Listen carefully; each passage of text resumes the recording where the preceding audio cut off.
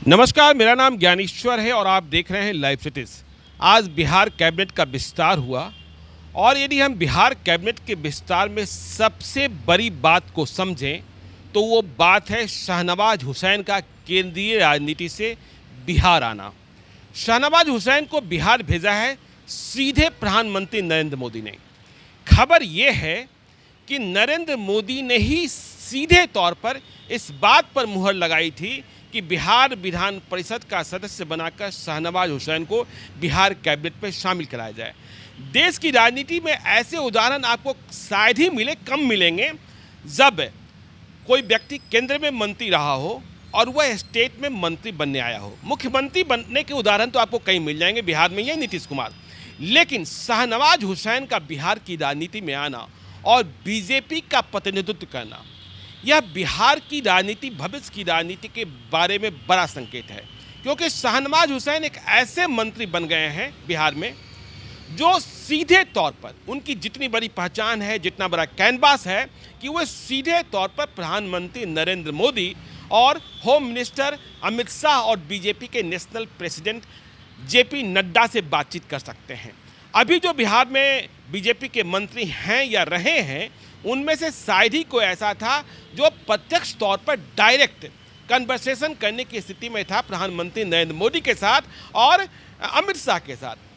देखिए, जो दोनों डिप्टी सीएम बनाए गए, वो सीधे इस तरीके से उनकी प्रोन्नति दी गई कि लोगों को पहले आश्चर्य भी हुआ, लेकिन बीजेपी को जल्दी ही एहसास हुआ कि यदि बिहार की सत्ता में अपनी हिस्सेदारी, मतलब बीजेपी की हिस्सेदारी बढ़ानी है और बीजेपी की सरकार दिखानी है कि देखिए यहाँ सरकार सिर्फ जेडीयू की नहीं है, बीजेपी की है, तो नीतीश कुमार की बराबरी में खड़ा होना होगा। आपने कल ही देखा कि अमित शाह ने भाषण में कहा कि हमने नीतीश कुमार को मुख्यमंत्री बनाया है। नीतीश कुमार मुख्यमंत्री नहीं बनना चाहते थे, लेकिन हमारा कमिटमेंट था, इसलिए हमने नीतीश कुमार को मुख्यमंत्री बनाया। हालांकि उन्हें सीटें कम आई और बीजेपी को अधिक सीटें आई। तो अब बीजेपी की रणनीति ये है कि यदि अधिक सीटें हमें आई है जेडीयू से, तो हमें यहीं नहीं रुकना है, हमें आगे और बढ़ना है।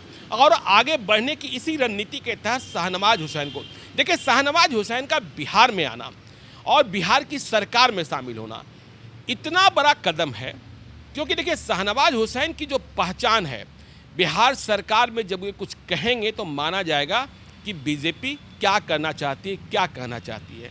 शाहनवाज हुसैन जिस भूमिका में रहेंगे, उनकी छाप जो है वो तारकिशोर प्रसाद और रेणु देवी, जो दोनों बिहार के डिप्टी सीएम हैं, उनसे अधिक कि शाहनवाज हुसैन की बातों में वजन दिखाई पड़ेगा। ये ठीक बात है कि शाहनवाज हुसैन पिछले कई सालों से किसी सदन के सदस्य नहीं थे, लेकिन जिस तरीके से उन्होंने बीजेपी के नेशनल स्पोक्स पर्सन की हैसियत में अपनी भूमिका का निर्वहन किया, और पिछले साल जब कश्मीर में लोकल बॉडीज़ के चुनाव हो रहे थे जम्मू एंड कश्मीर में, तो जिस तरीके से शाहनवाज हुसैन को जिम्मेदारी दी गई बीजेपी की ओर से, और आतंकियों के गढ़ में जहां कोई जाना नहीं चाहता था, और वहां कमल का झंडा लेकर, बीजेपी का झंडा लेकर जिस तरीके से शाहनवाज हुसैन पहुंचे, बीजेपी के लीडरशिप को लगा कि यह व्यक्ति जो है किस तरीके से कमिटेड है।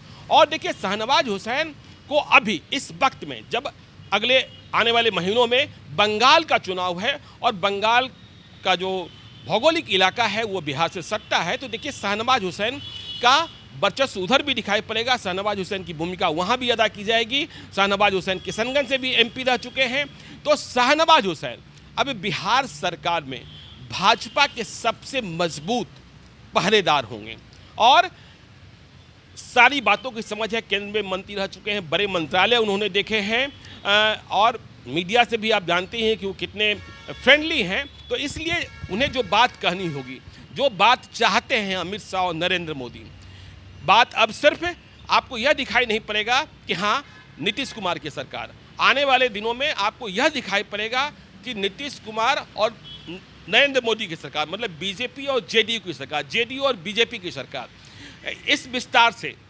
देखिए जो उम्मीदें लगा रखे थे जीतन राम मांझी और मुकेश सहनी की एक एक और विभाग या एक एक और मंत्री, वो मिला नहीं। मैंने परसों ही स्पष्ट किया था कि उन्हें कुछ और अब नहीं मिलना है।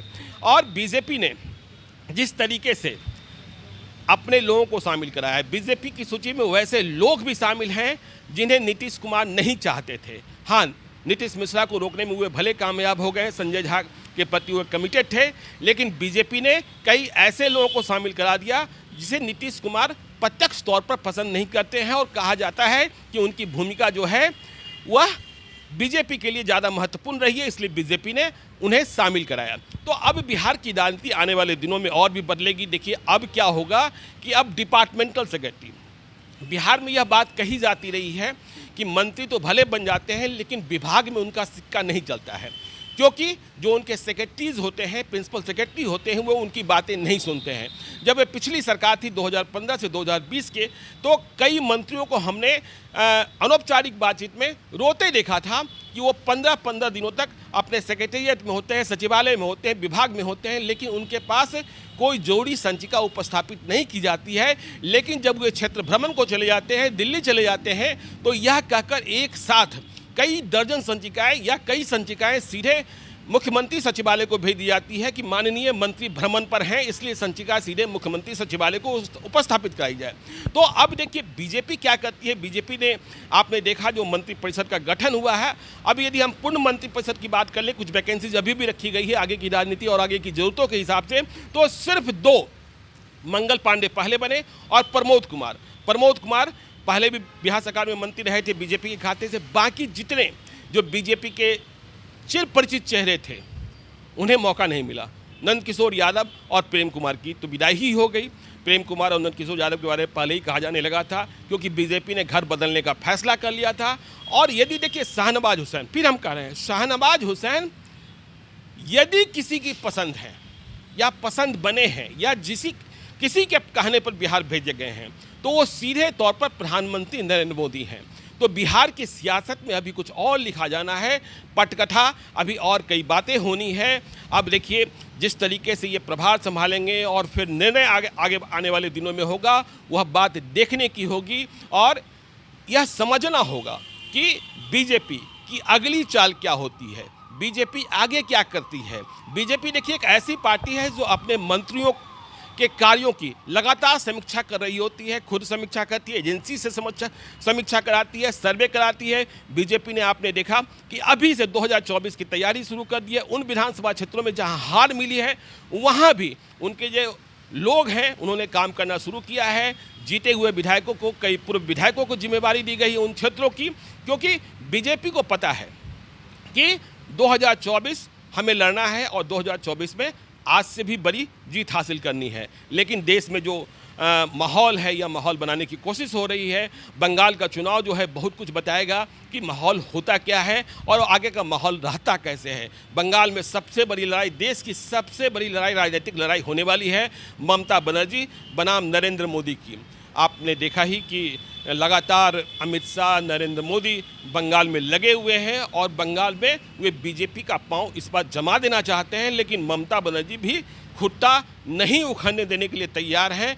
अब देखिए क्या होता है, लेकिन बिहार की राजनीति में अभी बहुत कुछ होना है। आप देखते रहिए लाइव सिटीज़ को। यदि अब तक आपने हमारे यूट्यूब चैनल को सब्सक्राइब नहीं किया जरूर कर लीजिएगा, और यदि इस वीडियो को फेसबुक के माध्यम से देख रहे हैं तो पेज को लाइक कीजिएगा, ट्विटर पर भी हमें फॉलो कीजिए। धन्यवाद।